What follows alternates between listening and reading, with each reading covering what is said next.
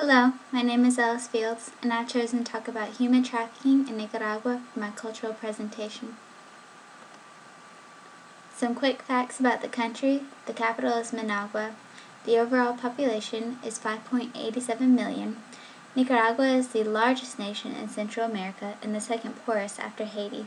About 2 out of 3 people living in rural parts of Nicaragua struggle to survive on a little more than $1 per day.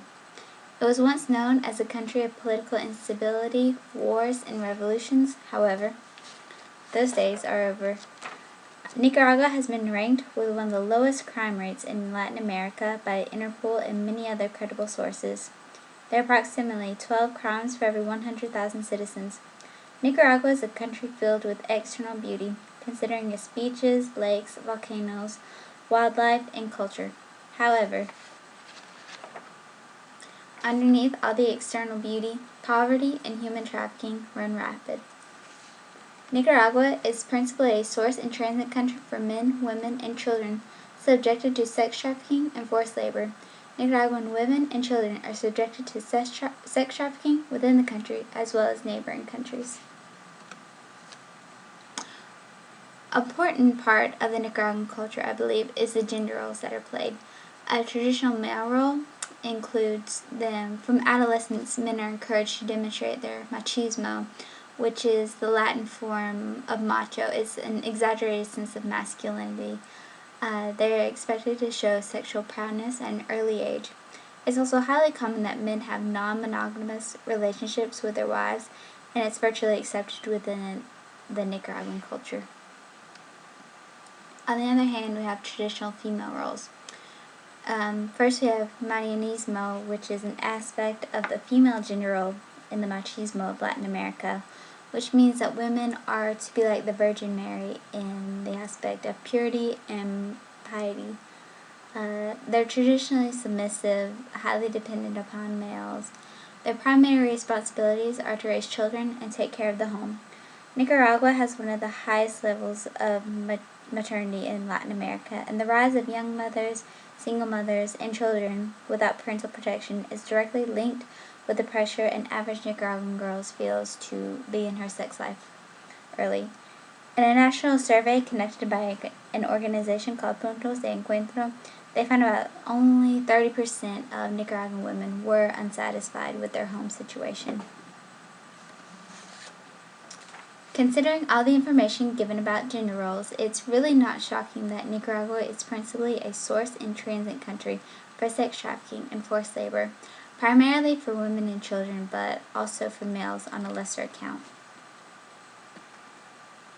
Where does it all take place?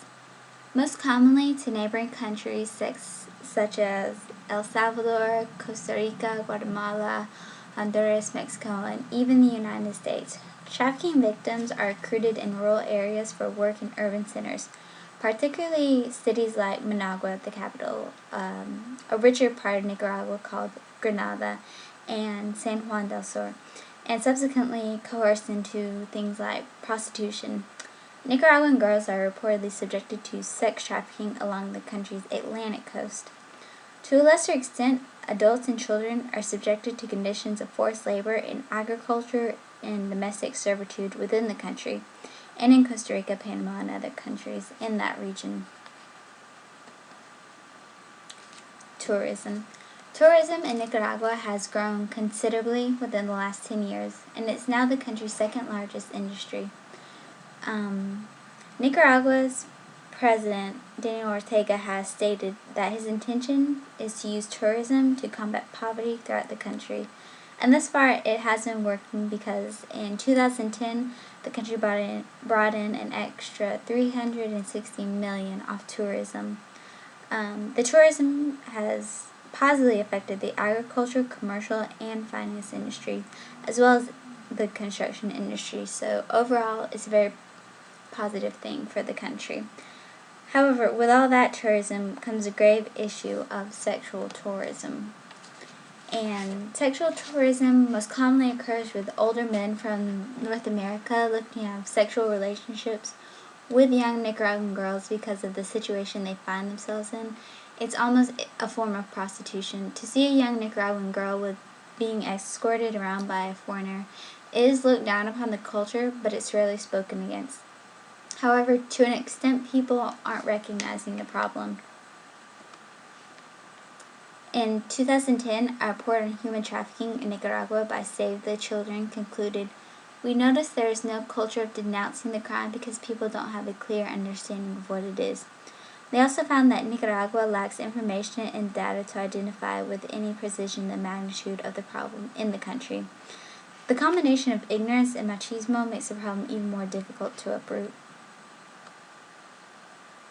People's natural way of thinking is to blame the women and children, or girls, for their situations of sexual exploitation.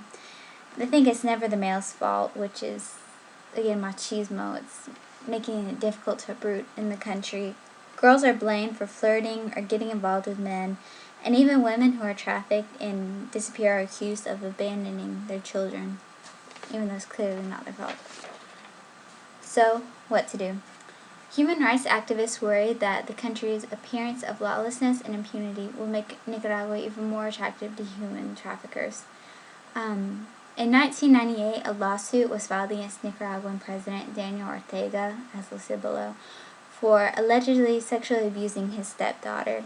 The case never really received much attention, and Ortega was never prosecuted for what he allegedly did.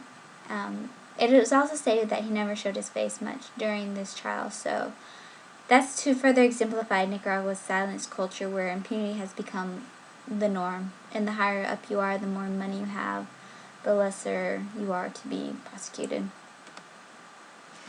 Again, the Nicaraguan government fully complies with minimum standards for the elimination of trafficking in persons, so there is still hope.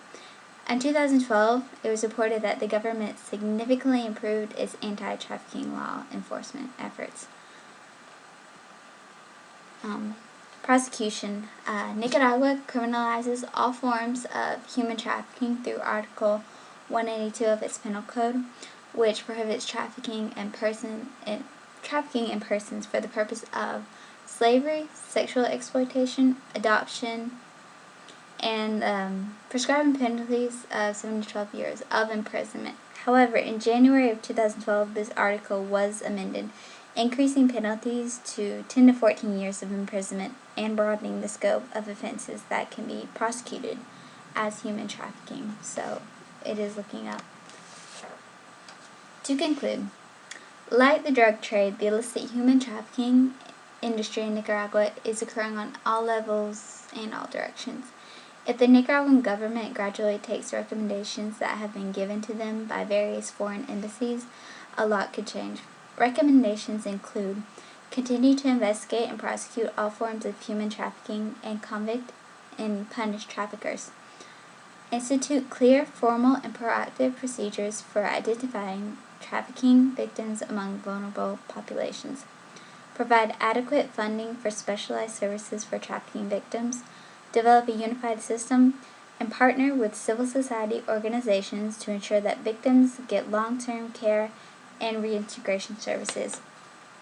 It may be a very long time before we see a highly significant change, considering the vast amount of poverty that suppresses the country, but gradual steps have already been taken, thus providing hope for the country of Nicaragua.